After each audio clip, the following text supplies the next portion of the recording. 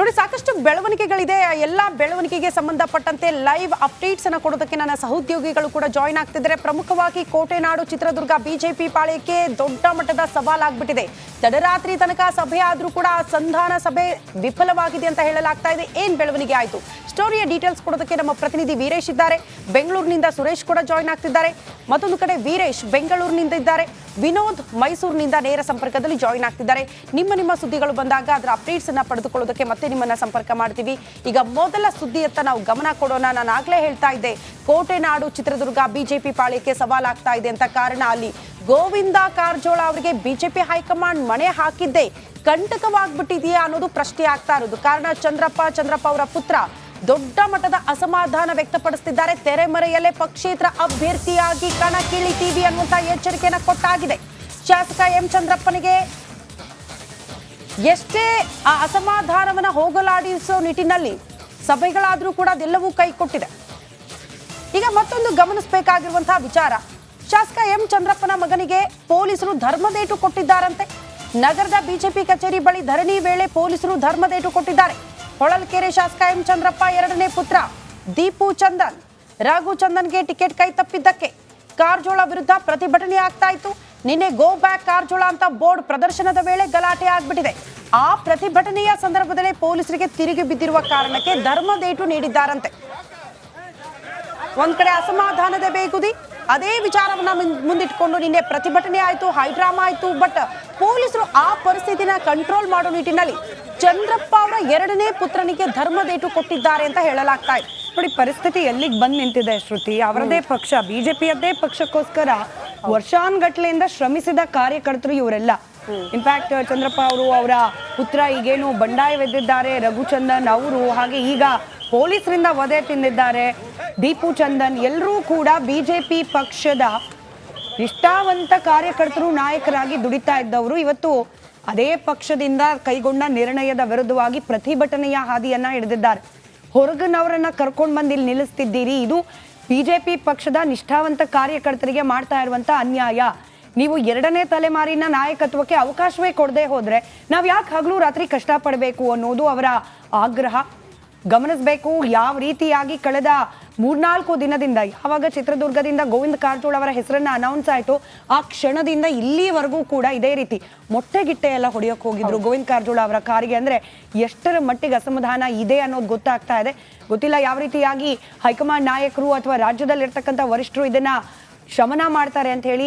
ಮೇಲ್ನೋಟಕ್ಕೆ ಒಂದಷ್ಟು ಸಭೆ ಕರೆದು ಅವರನ್ನ ಕನ್ವಿನ್ಸ್ ಮಾಡಿದ್ರು ಕೂಡ ಒಳಗೊಳಗೆ ಕಾರ್ಯಕರ್ತರಲ್ಲಿ ಒಂದು ಅಂಡರ್ ಕರೆಂಟ್ ಇದ್ದೇ ಇರುತ್ತೆ, ನಮಗೆ ಅನ್ಯಾಯ ಆಗಿದೆ ಅಂತ ಹೇಳಿ.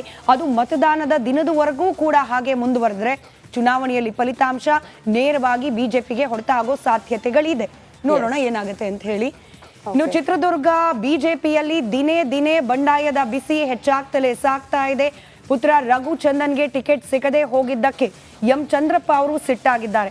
ಅಪ್ಪ ಮಗನ ಬಂಡಾಯ ಶಮನಕ್ಕೆ ಇದೀಗ ಬಿಜೆಪಿ ವರಿಷ್ಠರು ಕಸರತ್ತನ್ನ ಮುಂದುವರೆಸಿದ್ದಾರೆ.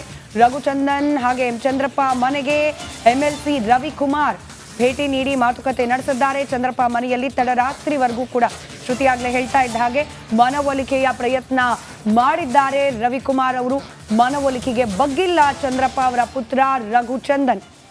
ಏಪ್ರಿಲ್ 3ನೇ ತಾರೀಕು ನಾಮಪತ್ರ ಸಲ್ಲಿಸ್ತೇನೆ ಅಂತ ಹೇಳಿ ಸಜ್ಜಾಗಿದ್ದಾರೆ ರಘುಚಂದನ್ ಅನ್ನೋ ಮಾಹಿತಿ ಲಭ್ಯವಾಗ್ತಾ ಇದೆ. ಪ್ರಯತ್ನ ಅಂತೂ ನಡೀತಾ ಇದೆ, ಅವರನ್ನ ಕನ್ವಿನ್ಸ್ ಮಾಡ್ಲಿಕ್ಕೆ ಎಂಎಲ್ಸಿ ರವಿಕುಮಾರ್ ಅವರನ್ನ ಕಳಿಸಿದ್ದಾರೆ ಹಂತ ಹಂತ.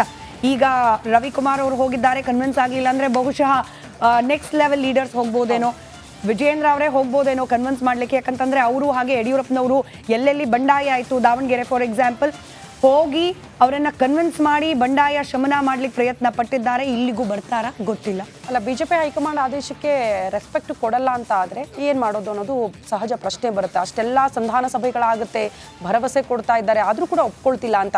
ಮೋಸ್ಟ್ಲಿ ಈಗ BS ಯಡಿಯೂರಪ್ಪನವರು BY ವಿಜಯೇಂದ್ರ ಅವರು ಎಂಟ್ರಿ ಆಗೋ ಸಾಧ್ಯತೆ ಇದೆ ಸಂಧಾನ ಮಾಡೋ ನಿಟ್ಟಿನಲ್ಲಿ. ಮತ್ತೊಂದು ಅಪ್ಡೇಟ್ ಲಭ್ಯವಾಗ್ತಾ ಇದೆ, ಇದೇ ಸಂಧಾನ ಯಾವ ರೀತಿ ಸಾಗಬಹುದು ಅನ್ನೋ ಕಾರಣಕ್ಕೆ ಇತ ಶಾಸಕ ಎಂ ಚಂದ್ರಪ್ಪ ಜೊತೆ ಕಾಂಗ್ರೆಸ್ ಶಾಸಕರು ಕೂಡ ಮೀಟಿಂಗ್ ಮಾಡಿದ್ದಾರೆ ಅನ್ನೋದ್ರ ಡೀಟೇಲ್ ಸಿಗ್ತಾ ಇದೆ. ಇದು ವೆರಿ ಶಾಕಿಂಗ್. ಇದು ಬಿಜೆಪಿ ನಾಯಕರಿಗೆ ಡಿನ್ನರ್ ಪಾರ್ಟಿ ನೆಪದಲ್ಲಿ ಕಾಂಗ್ರೆಸ್ ಶಾಸಕರ ಜೊತೆ ರಹಸ್ಯ ಸಭೆ ಆಗಿದೆ ಅಂತೆ.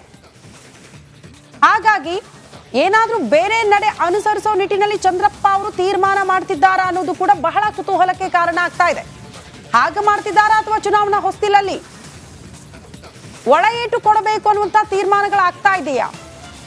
ಅಡ್ಜಸ್ಟ್ಮೆಂಟ್ ಪಾಲಿಟಿಕ್ಸ್ ಏನಾದ್ರೂ ನಡೀತಾ ಇದೆಯಾ ಆ ಭಾಗದಲ್ಲಿ ಅನ್ನೋದು ಪ್ರಶ್ನೆ ಆಗ್ತಾ ಇದೆ. ಕಾರಣ ಕಾಂಗ್ರೆಸ್ ಶಾಸಕರ ಜೊತೆಗೆ ಎಂ ಚಂದ್ರಪ್ಪ ಅವರ ಮೀಟಿಂಗ್, ಅದು ಕೂಡ ಡಿನ್ನರ್ ಪಾರ್ಟಿ ನೆಪದಲ್ಲಿ ಏನ್ ಸಂದೇಶ ಕೊಡ್ತಾ ಇದ್ದಾರೆ ಅನ್ನೋದು ಪ್ರಶ್ನೆ ಆಗ್ತಾ ಇದೆ. ಈ ಕೂಡಲೇ ಬಿಜೆಪಿ ನಾಯಕರು ಅಲರ್ಟ್ ಆಗಬೇಕು ಅಂತ ಅನ್ಸುತ್ತೆ. ಯಾವಾಗೋ ಸಂಧಾನ ಮಾಡೋದು BS ಯಡಿಯೂರಪ್ಪನವರು, BY ವಿಜೇಂದ್ರ ಅವರು ಈ ಕೂಡಲೇ ಎಂ ಚಂದ್ರಪ್ಪ ಅವರನ್ನ ಸಂಪರ್ಕ ಮಾಡಿ ಸಂಧಾನ ಮಾಡೋ ಸಾಧ್ಯತೆಗಳು ಕಂಡು ಬರ್ತಾ ಇದೆ. ಈ ಬಗ್ಗೆ ಮತ್ತಷ್ಟು ಡೀಟೇಲ್ಸ್ ಅನ್ನ ಕೊಡ್ತಾ ಹೋಗ್ತಾರೆ ನಮ್ಮ ಪ್ರತಿನಿಧಿ ವೀರೇಶ್ ಇದ್ದಾರೆ ನೇರ ಸಂಪರ್ಕದಲ್ಲಿ. ವೀರೇಶ್, ತಡರಾತ್ರಿ ತನಕ ಮೀಟಿಂಗ್ ಆದ್ರೂ ಕೂಡ ಫಲ ಕೊಟ್ಟಿಲ್ಲ ಮೀಟಿಂಗ್. ಬಟ್ ಇನ್ನೊಂದು ಕಡೆ ಡಿನ್ನರ್ ಪಾರ್ಟಿ ನೆಪದಲ್ಲಿ ಕಾಂಗ್ರೆಸ್ ಶಾಸಕರ ಜೊತೆಗೆ ಮೀಟಿಂಗ್ ಅಂದ್ರೆ ಯಾವ ಸಂದೇಶ ಕೊಡ್ತಿದ್ದಾರೆ ಎಂ ಚಂದ್ರಪ್ಪ ಅವರು? ಏನ್ ಬೆಳವಣಿಗೆ ಆಗ್ತಾ ಇದೆ ಆ ಭಾಗದಲ್ಲಿ? ಶ್ರುತಿ, ಏನಂದ್ರೆ ಬಿಜೆಪಿಯ ಏನು ಒಳತಿರ ಶಾಸಕ ಚಂದ್ರಪ್ಪ ಮತ್ತು ಚಂದ್ರಪ್ಪನ ಪುತ್ರ ರಘುಚಂದನ್ ಏನಿದ್ದಾರೆ ಅವ್ರದ್ದು ಒಂದೇ ನಿರ್ಧಾರ. ಯಾಕಂದ್ರೆ ಈ ಚಿತ್ರದುರ್ಗದಲ್ಲಿ ಅಂದ್ರೆ ಈ 8 ಕ್ಷೇತ್ರದಲ್ಲಿ ಒಂದು ಏಕೈಕ ಶಾಸಕ ಅಂದ್ರೆ ಅದು ಚಂದ್ರಪ್ಪ. ಆ ಚಂದ್ರಪ್ಪನ ಮಗನಿಗೆ ಸಾಕಷ್ಟು ಅಂದ್ರೆ ಕಳೆದ ವಾರ 2009ರಲ್ಲೂ ಕೂಡ ಟಿಕೆಟ್ ಅನ್ನು ಕೇಳಲಾಯ್ತು. ಆದ್ರೆ ಆ ಸಮಯದಲ್ಲೂ ಕೂಡ ಮುಂದಿನ ಬಾರಿ ಟಿಕೆಟ್ ಕೊಡೋದಾಗಿ ಕೂಡ ಒಂದು ಭರವಸೆ ಕೊಟ್ಟಿದ್ರು ಅಂತ ಹೇಳ್ಬಿಟ್ಟು ಸ್ವತಃ ಚಂದ್ರಪ್ಪ ಅವರು ಹೇಳ್ತಾರೆ. ಇಲ್ಲಿ ಒಂದ್ ಕಡೆ ಏನಂದ್ರೆ ಬಾವುಟ ಕಟ್ಟಲು ಸಮೇತ ಚಿತ್ರದುರ್ಗ ಜಿಲ್ಲೆಯಲ್ಲಿ ಇಲ್ಲದೇ ಇರುವಾಗ ನಾವು ಚಂದ್ರಪ್ಪ ಅವರು 5 ಬಾರಿ MLA ಆಗಿದ್ದಾರೆ. ಅಷ್ಟೇ ಕಳೆದ 10 ವರ್ಷದಿಂದ ರಘುಚಂದನ್ ಅವರು ಕೂಡ ಸಕ್ರಿಯವಾಗಿ ಬಿಜೆಪಿ ಪಾರ್ಟಿಯಲ್ಲಿ ಗುಸ್ಕೊಂಡು ಬಿಜೆಪಿಯಲ್ಲಿ ಆಗುವಗಳನ್ನ ಮತ್ತೆ ಕಾರ್ಯಕ್ರಮಗಳಲ್ಲಿ ಸಾಕಷ್ಟು ಒಂದು ಸಿದ್ಧತೆಗಳನ್ನ ನಡೆಸ್ತಂತ ಟೈಮಲ್ಲಿ ಇವರು ಕೂಡ ಒಂದು ಕೆಲಸವನ್ನು ನಿರ್ವಹಿಸಿದ್ದಾರೆ. ಅಂತಹ ಕಾರ್ಯಕರ್ತನಿಗೆ ಇವತ್ತು ಟಿಕೆಟ್ ತಪ್ಪಿ ಎಲ್ಲೋ 550 ಕಿಲೋಮೀಟರ್ ದೂರದಲ್ಲಿ ಇರುವಂತಹ ಗೋವಿಂದ ಕಾರಜೋಳನ್ನ ಕರೆಸಿ ಇಲ್ಲಿ ಬಿಜೆಪಿಯ ಆಕಾಂಕ್ಷೆಯನ್ನಾಗಿ ಮಾಡಿದ್ದಾರೆ. ಅಚ್ಚರಿಯ ಒಂದು ಅಭ್ಯರ್ಥಿಯನ್ನಾಗಿದ್ದಾರೆ.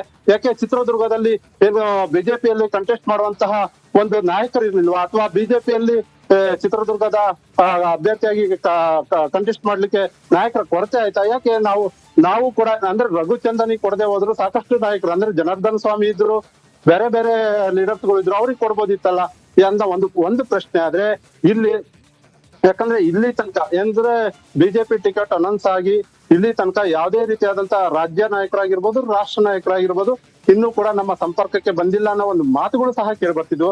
ಅದೇ ರೀತಿ ತಡರಾತ್ರಿ ಏನಂದ್ರೆ MLC ರವಿಕುಮಾರ್ ಕೂಡ ಸ್ವತಃ ರಘುಚಂದನ್ ಅವರ ಮನೆಗೆ ಬಂದಂತ ಸಂದರ್ಭದಲ್ಲಿ ರಘುಚಂದನ್ ಮತ್ತೆ ಅವರ ತಾಯಿ ಜೊತೆ ಒಂದು ಚರ್ಚೆ ಮಾಡ್ತಾರೆ.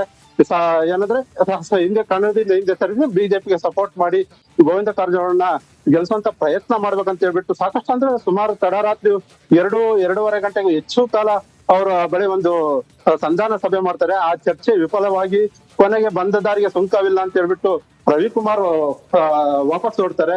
ಇದೇ ರೀತಿ ಅಂದ್ರೆ ರಾತ್ರಿ ಮನೆಯಲ್ಲಿ ರಘುಚಂದನ್ ಮತ್ತೆ ತಾಯಿ ಜೊತೆಗೆ ರವಿಕುಮಾರ್ ಏನು ಚರ್ಚೆಗೆ ಇಳಿತಾರೆ. ಇತ್ತ ಶಾಸಕನಾದಂತಹ ಎಂ ಚಂದ್ರಪ್ಪ ಅವರು ಅಂದ್ರೆ ಚಳ್ಳಕೆರೆ ಭಾಗದ ಅಲ್ಲಿ ಕಾರ್ಯಕರ್ತರು ಮತ್ತೆ ಕಾಂಗ್ರೆಸ್ನ ಅಂದ್ರೆ ಇದು ಕಾಂಗ್ರೆಸ್ನ ಶಾಸಕರು ಮತ್ತೆ ಕಾಂಗ್ರೆಸ್ನ ನಾಯಕರ ಜೊತೆ ಒಂದ್ ಸಭೆ ನಡೆಸಿದ್ದಾರೆ. ಅಂದ್ರೆ ಗೌಪ್ಯವಾದ ಸಭೆಯನ್ನು ನಡೆಸಿದ್ದಾರೆ. ಯಾಕಂದ್ರೆ ನನ್ನ ಮಗನಿಗೆ ಟಿಕೆಟ್ ಸಿಗದ ಕಾರಣಕ್ಕೆ ಅಥವಾ ನಾವು ಕೂಡ ಸ್ಪರ್ಧೆ ಮಾಡ್ತಿದೀವಿ, ದಯವಿಟ್ಟು ನಮಗೆ ಬೆಂಬಲ ಕೊಡಿ ಅಂತ ಹೇಳ್ಬಿಟ್ಟು ಒಂದೇನಾದ್ರು ಚಂದ್ರಪ್ಪ ಅವರು, ಯಾಕಂದ್ರೆ ಅವರು ಕೂಡ ಚಳ್ಳಕೆರೆ ಭಾಗದವರು ಮತ್ತೆ ಚಿತ್ರದುರ್ಗ ಜಿಲ್ಲೆಯಲ್ಲಿ ಸಾಕಷ್ಟು ವರ್ಷಗಳಿಂದ ಇಲ್ಲಿ ರಾಜಕೀಯದಲ್ಲಿ ಬಿಜೆಪಿಯ 5 ಬಾರಿ ಶಾಸಕರಾದವರು ಕೂಡ ಏನೋ ಅಂದ್ರೆ ಎಂತ ಸಂದರ್ಭದಲ್ಲೂ ಸ್ವತಂತ್ರವಾಗಿ ನಿಂತ್ರೆ ಸಪೋರ್ಟ್ ಕೊಡಿ ಅಂತ ಕೇಳ್ತಿದ್ದಾರೆ ಕಾಂಗ್ರೆಸ್ನವ್ರಿಗೆ. ನೋಡೋಣ ಹೇಗೆಲ್ಲ ಟ್ವಿಸ್ಟ್ ಅಂಡ್ ಟರ್ನ್